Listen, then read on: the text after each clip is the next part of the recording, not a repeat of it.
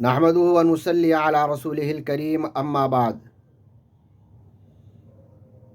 فرضیت حج کے واسطے اور حج فرض ادا کرنے کے واسطے بالغ ہونا شرط ہے،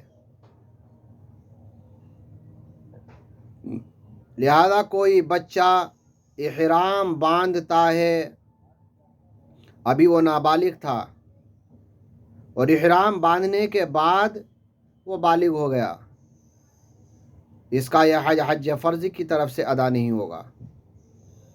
جس وقت احرام باندھا ہے اس وقت میں بچہ بالغ ہونا چاہیے، اس وقت میں بچہ اگر بالغ ہے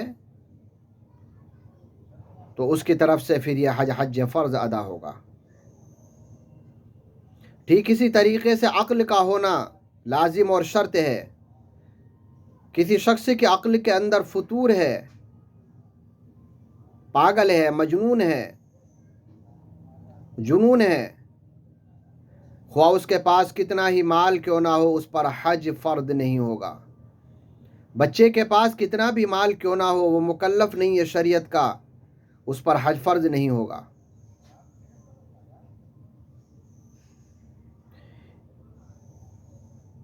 حج فرض ہونے کے واسطے اتنے مال کا موجود ہونا ضروری ہے کہ آنے جانے کا اخراجات اس کے پاس مکمل ہو، وہاں رہنے کے واسطے اتنا پیسہ ہو، کھانے کا، پینے کا، رہنے کا، ہوٹل کا،